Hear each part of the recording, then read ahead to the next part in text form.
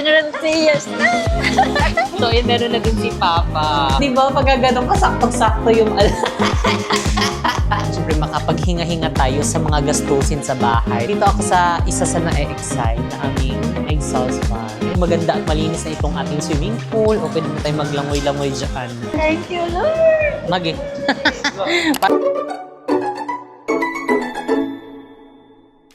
Hi mga saswang! Welcome back to my YouTube channel! So and welcome to another house update! Ayan mga saswang, saktong-sakto ang aming pagpunta dito sa aming bahay dahil bumuhos na ang malakas na ulan. So, meaning hindi tayo makapag-update sa labas. So, more on dito na lang tayo magbibigay ng mga update sa loob ng bahay. So, pagpasensya nyo ng aking outfit dahil tayo ay lamig-lamig. Ayan, dahil tag-ulan season. So, again, mag-iingat po kayong lahat sa kung saan man kayo naroroon. And kung wala naman kayong mga importanteng gagawin sa labas, ay mabuting nasa bahay na lang po muna kayo. And mag-iingat po sa lahat ng mga kuya at ate natin na nagtatrabaho sa labas at ang ating mga magulang, ang ating mga relatives or ang ating mga kakilala na nagtatrabaho sa labas. Sa talaga namang hindi maiwasang magstay sa bahay dahil kinakailangan dahil syempre may mga bayarin tayo at kailangang mag-ipon. So kaya tuloy-tuloy ang buhay and ipag-pray lang natin na sana tumigil na ang ulan at tayo ay makapagtrabaho na ng matiwasay. So, ayan tala ng mga saswang at magbigay ng update. Ayan mga saswang dito sa ating ground floor. Ayan, medyo maluwag-luwag na yung area na ito. And makikita talaga natin na ang ganda ng ating high ceiling. Ayan talaga namang pasabog. O, diba? So, medyo naanulan lang kami mga saswang sa kulay nung ibang mga pin lights na tatluhan. Kasi nga, hindi na siya na-adjust. I mean, hindi siya tricolor. Gusto sana namin na medyo nag-iiba yung kulay niya. Hindi lang yung kulay puti. Diba? So, merong warm white, merong yung cool white, warm white and cool white.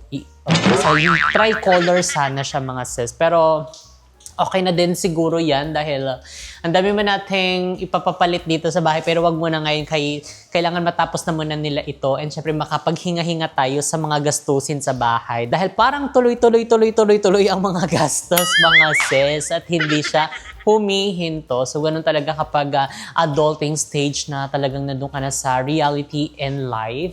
And ayan, dito mga sis hindi pa nila natatapos ito tanggalin. Kasi nga, syempre, pinafinalize pa nila yung mga wood planks, gawa nga ng bagong kabit dahil bagong palit.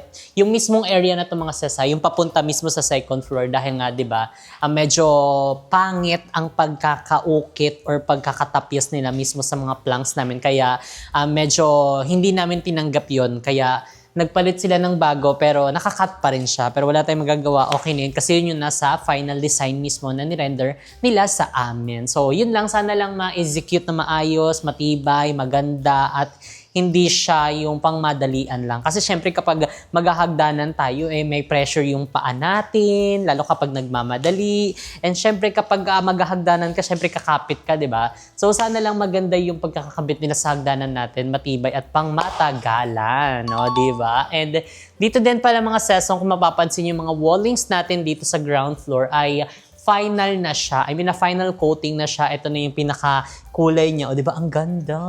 So, magaganda sana to kapag medyo maganda rin yung mga ilaw na napili. And dito pala mga seswang yung area na kinatatayuan ko. Ito yung aming dining area. So, we're planning na magpalagay dito ng, ano tawag doon? Yung sa kainan mga ses. Yung may mga design dito na parang more sila na nagkakainan. Ano ba tawag doon?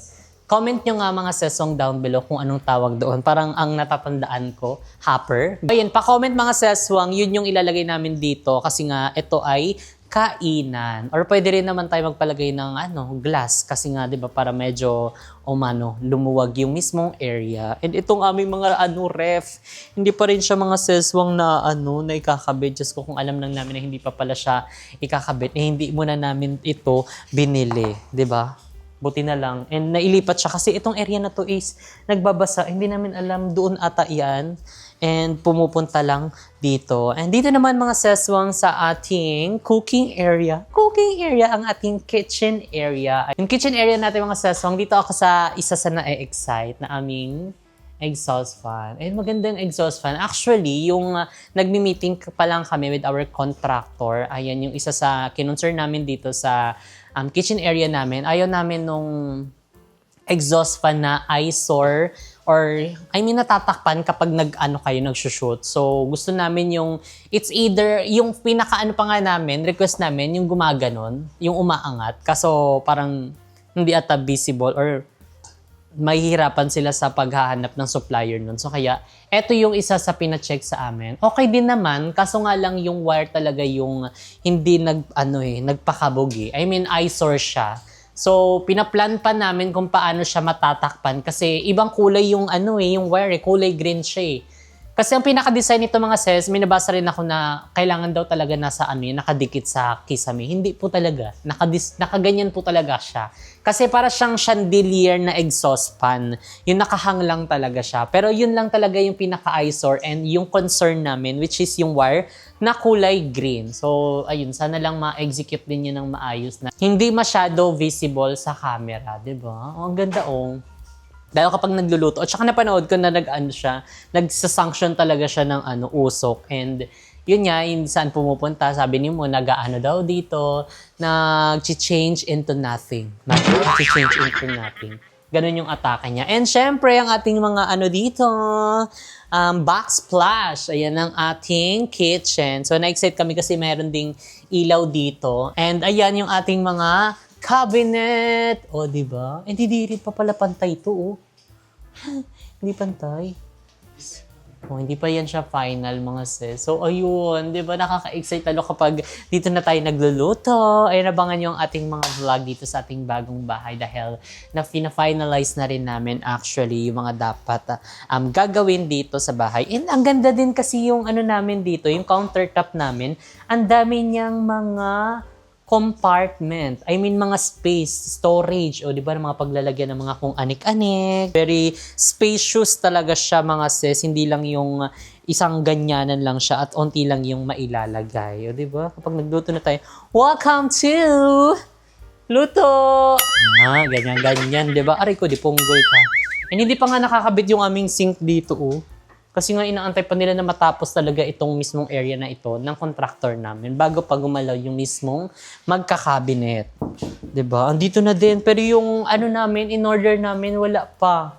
Nung nag-order kami ng microwave, ng oven, yung countertop, parang magte 3 weeks na ata, wala pa rin yung na yun Ayun, magwa 1 month na wala pa rin yung mga in-order namin. 'Di ba kung natatandaan nyo na bumili kami ng mga appliances, kasabay nitong mga ref namin na LG. Kinuha lang namin tong LG kasi sabi nila, kailangan na daw kasi i-fit na daw dito. Pero yun nga, hindi pa rin pa pala siya maikakabit. Pero ayun, sana dumating na din yung mga namin, mga in-order namin. Kasi tignan mo, dito talaga yun siya. Tsaka nung eksena, parang hindi nagpa-follow up yung na yun, SM Appliances.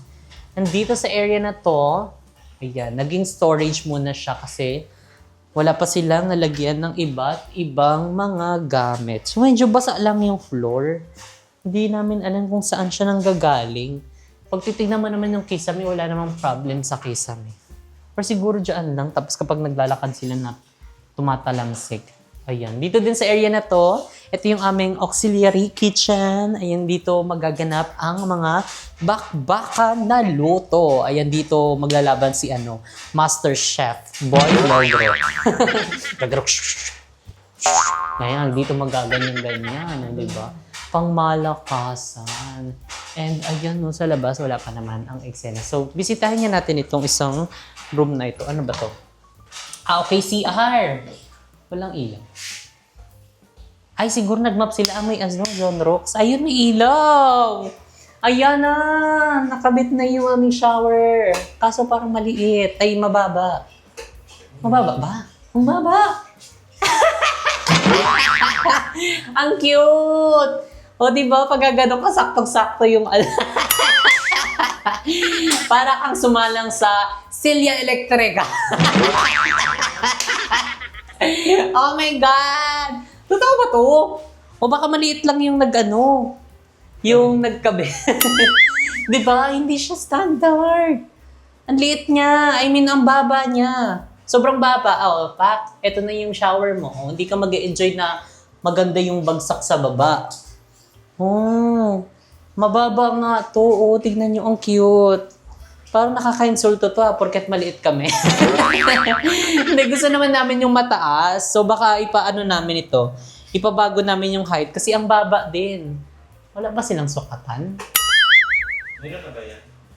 Parang naka-fix na nga siya, oh. Nabutasan, nalagyan na din ng parang sealant. Oo. Naka-fix na siya, babaguhin na naman. Ayan, oh. Ang baba lang niya, Bi. Yung mga shower nakikita natin matataas para feel na feel mo yung bagsak ng di ba? Ng tubig. Ito parang hindi. Parang hindi siya shower. Kasi electric ka So, ayan yung atake niya, mga sis. Di namin alam bakit ganyan yung pagkakakabit nila. Maganda yung pagkakakabit. Pero, yung height lang talaga nagkakatalo. And parang hindi pa rin siya napapalitan, no? Or eto na yun. Okay. Tama na itong pinalit nilang shower. Pero yung height lang yung concern namin. Hindi siya maganda yung height. Kailangan pang taasan to para maganda at feel namin yung shower. Ayun. And dito, na din sila. Nakapaglagay na din sila ng niche. Lagay ng sabon, pero wala yung ilaw. And yung ating dito, parang nakaraan nakatakip to sa vlog. Ano to, naihian? Let's see. Hindi ko alam. Ayan, ganyan na muna yun siya. Tapos nakakabit na rin yung ating, anong tawag dito? Heater. Ayan yung heater. O, diba?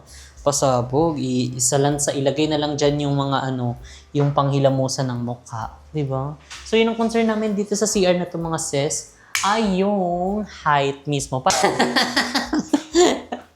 Ayan. So, meron na tayong nakitang isa dyan na ipapabago natin. Ito, ano ba tong isang room? Ito yung pantry natin. Okay. Malinis na. Wow. Okay. Malinis na to. Pero nga yung kisame hindi pa tapos at wala pang ilaw. Pero nakalagay na dito yung mga wirings niya. Diba? Pero in fairness, dito walang basa. Tuyo. Medyo marami lang yung mga wallings niya. Gawa nga nang hindi pa siya napa-final coat. Diba? Pero ito na final coating na siya, mga sis. Diba? Maganda na yung kulay niya. Isarado nga natin. Yan, pati ito. Patayin muna natin ng ilaw. Baka magulat tayo sa maging Meralco bill natin dyan, diba? Dito naman, mga seswang, dubako naman tayo dito sa ating pool area. Ayan. So far, yung nilagay nila ditong natural stone, ayan, hindi pa natatapos. Pero nakapag-order na sila. Ay, ito na ata yun. Nakapag-order na sila kasi nga nakulangan sila, mga sis. Kulang yung mga ganito. Pero ito na, nandito na. So baka matapos na rin nila yan bukas, yung paglalagay ng natural stone dito sa ating hagdanan banda. And ayun, nakapaglagay na rin sila ng ilaw dito sa ilalim. Pak. Di ba? Pwede mo rin siyang silungan kapag umuulan. Ganyan. At bakit may mga tungkod-tungkod kayo dyan? Bakal to, di ba? Or baka kasi may nilagay pa sila.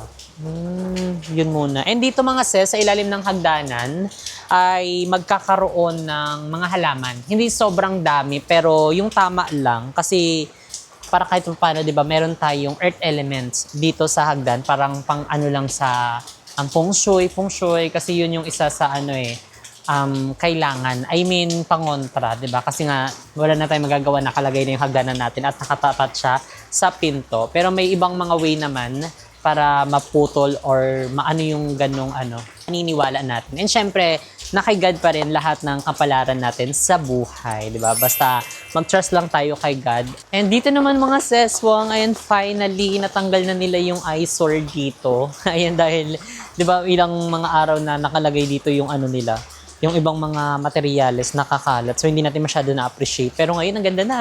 Pwede na tayong picture. Ayan, ganyan. Di ba?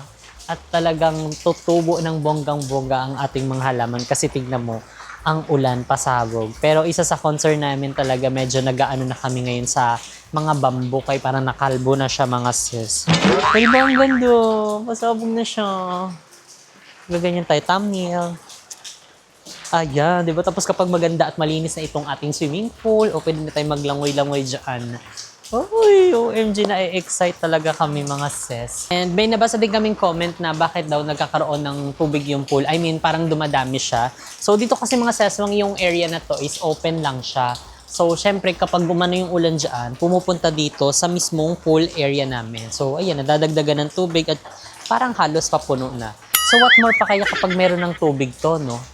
Siguro hindi masyado pupunuin. Kasi nga parang magkakaroon din ng ng dagdag na tubig kapag umulan. O di ba? At least makakatipid tayo kasi galing sa ulan na yung mismong natin, yung tubig dito sa pool natin. Di ba? Excited na din kami dito sa pool kasi ayan, di ba? Halos lahat talaga ng content gagawin namin dito. Pero ayun nga, pinagpipray pa namin na sana talaga is maging okay na matapos na itong aming bahay kasi excited na kaming gumawa ng mga panibagong vlogs, update, and everything na mga contents na para sa inyo na ikakatuwa yung mga seswang kasi syempre deserve nyo ng mga magaganda at quality na mga contents, di ba? So yun yung isa sa mga nilulook forward namin na kapag natapos na itong bahay, syempre na din tayo, upgrade na tayo ng iba't ibang mga contents na gagawin dito sa bahay. And ayun, sobrang excited. Wala na tayong update kay umuulan dito sa labas mga sis. So more on loob lang talaga ang makikita. Ay, ito yung hindi pantay pala, no? Yung dugtungan, paano ba yan siya? Ah, hindi siya nakadikit. Paano to ididikit? Or baka nilagyan lang nila yan ng pandikit na tas natanggal. Hindi pa yun pwede i-screw para naka-fix na sana. So comment down below mga sis kung ano magandang pandikit doon sa namin, WPC decking. Kasi may ibang part siya na humihiwalay Lalo na yung mga parang framing niya. I mean, nagdi-dislocate siya. So, ito mga sis, comment down below kung ano magandang pandikit dito. Kasi hindi lang ito yung area na may ganyan. I mean, tingnan nyo, hindi siya naka-line. Di ba? Siyempre, pangit siya tignan. Ano magandang pandikit dito? Hindi ko alam kung meron nga sila nilagay. Ayun, meron silang nilagay na pandikit. Hindi ko alam kung onte lang or hindi talaga siya dumikit. Ano bang magandang ipandikit dito na mag-fix dito sa natin, decking natin? I think meron din doon Ayun Hindi rin pantay yun Ayan, parang humiwalay din siya mga sis. Pati yun. Ayan, lalapitin natin mga sis para mas makita nyo yung tinutukoy ko. Ayan hindi pantay Natanggal yung pagkakadikit. Parang ito Ay, ito yung ginamit nilang pandikit. Ang onti lang kasi Tsaka parang hindi siya kakayanin talaga. Ano kaya maganda ipandikit dito? Yung talaga, kakapit ng bongga. Ito din delikado kapag nagsayad yung mo dito, tsinelas mo, baka matalisod ka pa. Kasi nakaangat na siya Ano kaya maganda? Pwede ba yun ang i-screw siya? Or bawal? So, yun lang mga sis. So, ano kaya? I-comment nyo nga down below kasi parang buong area na ganun na palibot, nag-angatan na siya. So, di ko alam kung enough ba yung pandikit na nilagay nila or hindi maganda or ano ba yung pinaka mas didikit talaga doon yung adhesive na bonggang-bongga. I-comment nyo nga down below para may idea tayo at pwede nating i-suggest sa contractor natin or yung nag-i-install ng decking, di ba? Para kahit umulan umaraw, alam mo yun, naka-fix na siya doon. Hindi ko lang alam kung maganda kapag nilagyan siya ng screw or baka pumangit kasi kitang-kita yung ibang kulay ng screw. Di ba? So, seamless lang din sana yung pandikit para hindi eyesore at hindi pangit tignan. Ayan, dito na kami sa Mana Kawit mga sis. Dito naman kami sa Mana Mall. Ayan, dito sa Kawit. Ayan, kasama na naman ang ating mga parentals. And dahil kukunin na natin yung kanilang NVI. So, kung natatandaan yung mga sis, galing din kami dito nung nakaraan. Yung nagkuha kami. Kaso nga, pera sila ni Papa at saka ni Mama na merong hit. So, pag may mga ganun daw, parang meron mga kapangalan na parang basta parang ganun. So, tumagal siya ng ilang days din. So, pinabalik kami. So, balik daw kami ng August 13. So, which is ngayon. August 13 ngayon. And ngayon is kukunin na namin ang kanilang NVI. Tatanungin natin sila kung anong feeling nila ngayon. Kung excited ba sila or what.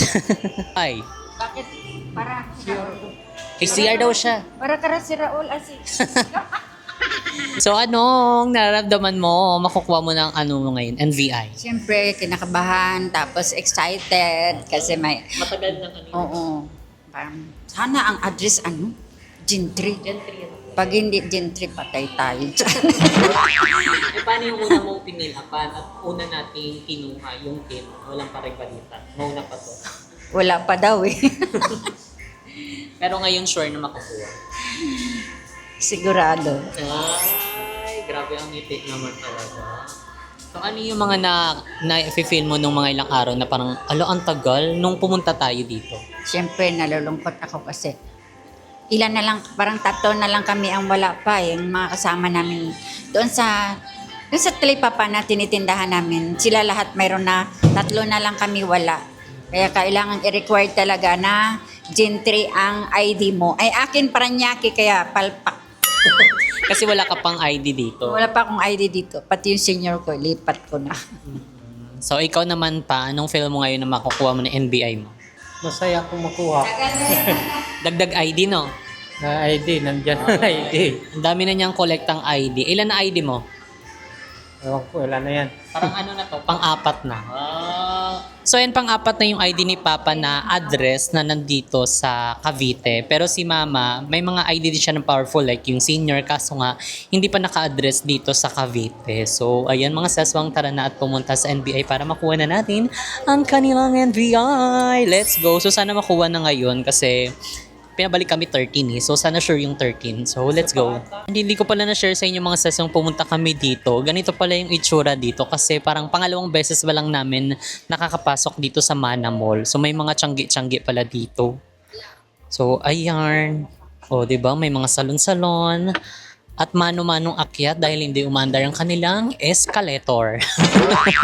So matagal na kami dito sa Cavite. Pangalawang beses pa lang namin nakakapasok dito sa Mana Mall. And dahil kukuha kami ng NBI. Ayan. Kung hindi dahil kila Mama and Papa, saan yung NBI? 1, 2, 3. Third floor po ang NBI tapos nasa right side siya. Tabi siya ng Amara. Ayun, tabi siya ng Amara. So, eto siya mga sis, Boss Poker. Ayan. So, doon kami umakyat. 'Di ba? Tapos, eto yung mga makikita niyo muna bago kayo makapunta sa NBI. Ayan ang Amara. And syempre, ang NBI, ayan yung may mga waiting sa labas. Yan yung NBI. So, dito na muna. Ayan. Wala masyadong tao. Tara na. I-claim. Kunin mo na yung resibo. Ay, ang ganda naman ng bag. Yung resibo, Vickers. Releasing, dito ka. So, ayun, punta na kami sa releasing. Hawak na nila yung address nila. Ay, ang lamig, Diyos ko Lord. Senior na lang. Hi, ate. Welcome back. Sana meron na. Pe, online na lang yung kanya. Wait lang. Kanino yan? Kanino po yan? Akin. Ayan, eto po. Yes po. Ay, wait lang. Pwede po yung sa online na lang. Wait lang po. Hindi mo dinala. Hindi. Pero meron ka namang online. Yung sa e-gov. So, buti na daw may e-gov siya. Kaso ang signal, eto po. Yung ID mo, dalawa. Dalawa ID. Eto po. Apo, si mother po. Apo. Pare, iba yung ngiti ni Vicky, ha?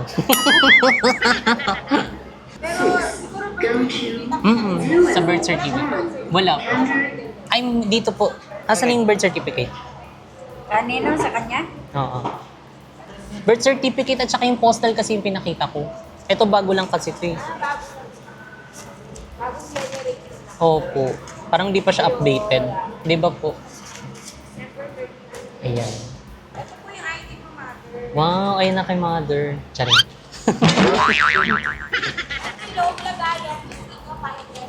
Sige po. Baka mabasa. Sige pa. Thank you po. May 5 pesos ka. Nabayad ka. Wow. Thank you po. Maraming salamat. Ayan. Salamat. Ayan na, bakit iba yung ngiti mo ngayon? Thank you, Lord. Magi. Parang nanalo naman siya sa loto. May ID na ako sa Gentry. Kasi 5 years na kami dito. Wala ka pang ID. Paranaque pa rin yung ID ko. Pati barangay Paranaque. Wow! Congratulations! Ala, patay tayo. I-check mo muna. Diyos ko Lord, tabangi. Kuha na. Diyos ko Lord, tabangi. Tingnan mo. Ala, sa ano to ah? Picture sa ano? Ay, malabo. Ay, taray, naka-general. Ay, General Trias na. So, ayun, meron na din si Papa. Ayun, Ano masasabi mo? Lahat naman yan sa akin eh. Oo, ID sa kanya. General Trias. Oo. Ano masasabi mo? Meron ka ng ganito. Tagal mo na inaantay. Siyempre, masaya na ako. Masaya na ako kasi meron. Pa-Xerox ko na to. Kailangan pa pa-Xerox. Makakuha na daw siya ng ayuda. Kasi kailangan kasi sa DSWD, Gentry ang address ng ID. Ayan, para mas malinaw sa kanila, bakit pupush ka talaga na kumuha ng PIN ID, ng NBI na naka-address dito? Para saan daw ba siya? Para mas Siyempre, malinaw yun na nga, kanila. sa DSWD, kasi nag-apply kami sa DSWD, yung financial assistance. Kami lahat na dinimolist. Yung dinimolist na mga nagtitindahan doon, hiningian kami ng ID na Gentry ang address. Ang problema ko, meron akong barangay clearance, kailangan ID talaga, hindi clearance. Na General Trias. General Trias. At 3 kaming wala. 3 rin kaming kukuha dito sa Gentry ang address ng ID. Yung 10, naka-file na sila. Kami na lang inintay. Correct. So, kaya ganun push na push si Mama na makakuha ng ID na naka-address dito mismo sa Gentry. Kasi nga, yun daw, ilan na lang sila nakulang kasi halos lahat ng mga kasamahan nila na nakapagpasa na ng mga ID, gawa nga ng meron na silang mga ID na dito sila mismo naka-address. So, si Papa, sinama na lang namin para in case dagdag ng mga ID niya. Although yung mga ID ni Papa na mga nakuha namin Postal na nga siya. ay naka-address na dito sa amin. So, si Mama lang yung bukod tanging hindi pa nakakapag-address dito sa mismong bagong location na ng bahay namin na yun nga, Gentry. May passport nga ako, kaya lang, Dasmariñas. Ay, Dasmariñas. Tapos yung ibang mga ID niya like senior, tapos yung iba pa, Paranaque. more on Paranaque pa rin siya naka-address, hindi pa rin siya nakakapag-transfer dito. So ito yung first ever na ID niya na naka-address dito sa bahay namin. Naka-Gentry. Congratulations! Thank you, Jessica. Thank you, Kevin, sa effort mo. Yes, and sobrang push na push yan talaga kasi nalulungkot yan siya. Una yung tin parang wala ng pag-asa pero okay na yun kasi meron naman na siyang NBI na naka-address mismo dito. Dalawa nga, pangalawa na nga yung apply ko sa tin, tapos pinalo up ko yung huli kong apply, wala pa daw. Kaya siguro tumagal kasi parang naka-2 attempt ka Hindi, na. wala pa daw, hindi pa daw nasikaso. So, ayun, talaga mga seswang and congratulations Papa and Mama. Thank you very much, Sis Wang, sa inyong pag-support. So yun mga seswang, kaya sinabihin na din namin si Papa, ayan dahil nga syempre di ba sobrang tagal na namin inaayos yung kanyang mga ID, mga papeles niya para makapag-apply na din siya ng passport. So itong mga nagdaang mga buwan, inasikaso naman namin kaso nga may mga ibang supporting documents na kinakailangan. So ayun, na din si Papa, umuwi na rin sila sa province nila para makakuha nung mismong papeles na hinahanap sa kanya. And isa pang ID na katunayan na dito siya talaga nakatira. So meron na siyang TIN, meron na siyang postal, and meron na din siyang NBI. And meron na din siyang national ID pala. So okay na din yun at least, 'di ba, na kumpleto namin yung mga ID na kailangan. Kasi yung ibang DFA kasi naghahanap ng ilang ID pa. At saka yung iba pang mga ID. So ang dami kasi nahanap. So ngayon is makakapag-apply na tayo para sa kanyang passport. And abangan yung mga seswang kung saan nga ba ang unang destination ni Papa sa kanyang passport. Pero syempre, lakarin muna natin to. Magpapasked na muna tayo ng appointment sa DFA para makapag-larga na. So, ayun lang mga sesong. Dito na nga natin i-end ang ating video. And if you like this video, don't forget to like and share and comment down below kung gusto nyo maging next video natin. And don't forget to subscribe YouTube channel. At sa see you guys in the next video. Bye!